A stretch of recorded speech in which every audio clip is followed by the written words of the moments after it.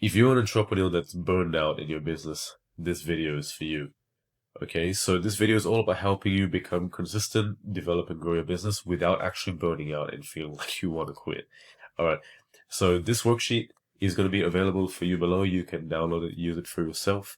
And on top of that as well, if you like the video, please like, subscribe, and comment. Okay, without further ado, let's get into it. So first of all, if you want to avoid burnout as an entrepreneur, you need to have a system in place. You need to have many systems in place that allow you to actually operate within those means without feeling like you're always doing things randomly in the day. Okay, the worst thing you can do is randomly pick a task and try and do it, because all it's going to do is make you feel exhausted. You want to make sure that you have things pre-planned and ready, like a well-oiled machine. So this guide is basically going to show you how you can manage your time and your energy so that you can be consistent in working on the things in your business to develop it. So the first thing you need to do is to define your boundaries. Okay, so most people talk about how important it is to manage your time. I would argue that managing your energy is way more important. You need to be very clear on how you're spending your energy, where you're spending your energy, and who you're spending your energy with. Otherwise, as an entrepreneur, you're going to be thoroughly exhausted because you'll have nothing left for yourself. Okay, so this is why you need boundaries. Boundaries help you protect your focus. Boundaries show other people that you're going to show up for yourself and not tolerate bullshit. And boundaries also help preserve your mental health and creativity. Okay, so if you're not sure how to set boundaries, basically it means saying no. Saying no to things that aren't going to serve you or aren't aligned to what it is you want to do in your life. Okay, because business has a lot to do with life. If you've been an entrepreneur for a while, you've probably already realized that there's very small distinctions. Okay, like in a job, you do your job, you go home and live your life. In a business, you will have clients contacting you out of hours, you'll have things to attend to, things to build and prepare for.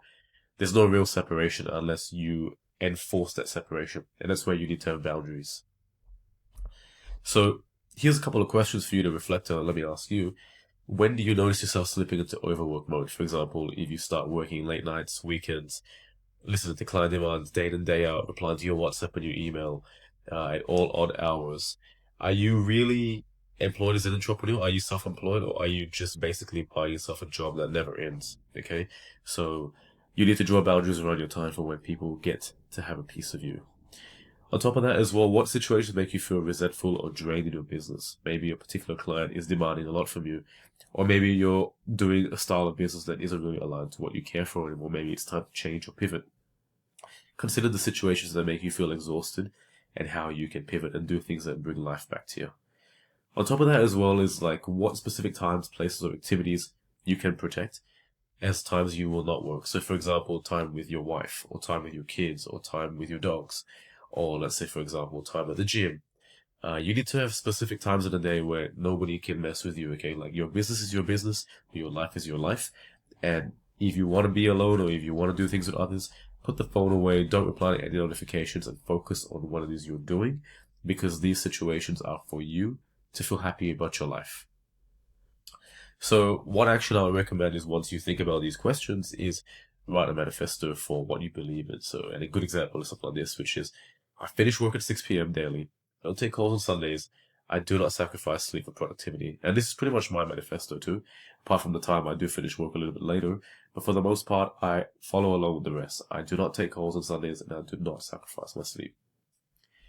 Number two, you want to build systems. Like I mentioned before, systems are better than willpower, because systems mean that you know what to do every day.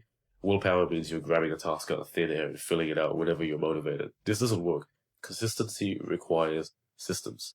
Okay? So systems prevent you from kind of like doing the new things every week, week in and week out. It frees up your mental energy to create and do high value tasks. And on top of that as well, it helps you maintain a simple rhythm when life gets messy for you. So here are some prompts for you to build your own systems. So like, for example, you want to take away a task that you dread doing. Okay, so for example, if you really hate doing your bookkeeping, how can you systemize or batch it? So rather than doing it all at once at the end of the week, maybe you can do a tiny amount every day so you don't feel overwhelmed, right?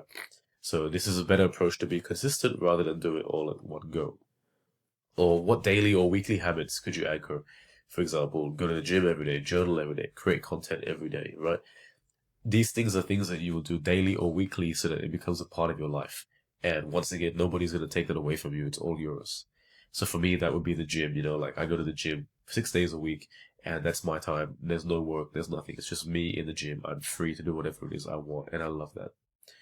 If you just split for your week, would systems keep your business running without you? This is really important because sometimes you will want to take a week off, and you should have systems in place that will take care of you, whether it's going to be automation, whether it's going to be AI, it's going to be software. Maybe you might even have an employee, whatever it is, but you need to be able to build it so that you can survive a week without working in a business. Maybe you can check in on your business, but it means to avoid doing actual prolonged work because sometimes you will need time off. So here are some examples. For example, a content system. So record 3 videos all at once. So this is called batch recording. Edit it all together and then post it weekly.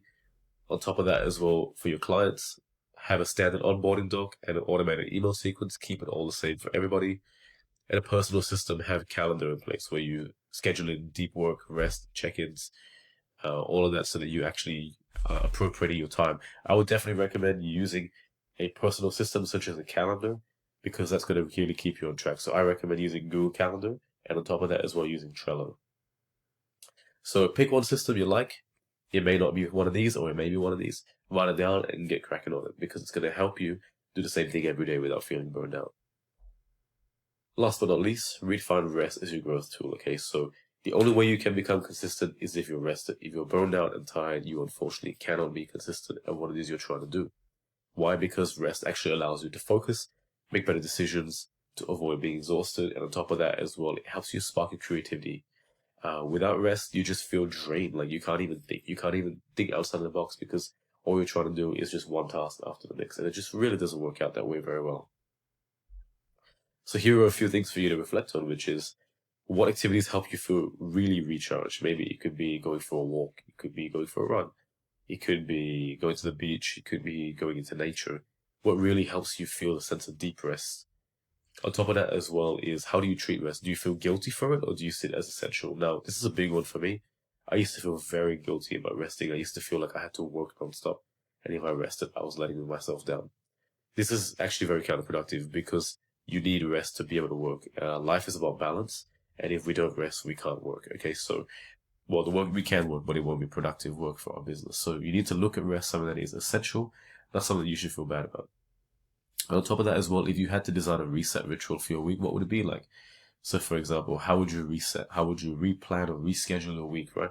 What would you do differently? Maybe on a Sunday, you might go for a massage, go to the beach, something to really just cleanse away all your frustration and stress from the week so you can start fresh. So here are some real strategies you can use that I personally use. So have a non-negotiable reset block each week, right? So on a Sunday, for example, I love to go with my friends. I love to go have some food. I love to explore and do the things that I want to do. Maybe I might go into nature. It's all up to me. 2, use micro rest. So every 90 minutes, if you don't have a client, take a break. If you do have a client, schedule breaks between your client calls. I always have a good 45 minutes because otherwise I'm no good to anybody if I don't actually schedule a break for myself to recharge. And lastly, track your energy. So if you're feeling drained, you need to take a break. If you're feeling sharp, go full steam ahead. But you need to be able to measure how you're feeling because if you're feeling drained and distracted by everything, then most likely you need to take some rest and reset yourself. Okay? So have a think about how it is you can reset yourself at least once a week. On a Sunday, I would recommend so that you can be ready from Monday to Friday and be ready for the week that is ahead. So here is a very simple plan and rubric. Now, please keep in mind this document is designed to prompt your thoughts. Okay, you need to really think about how it is you're going to do this. If you want to go further in depth, I would recommend getting yourself a copy of my book.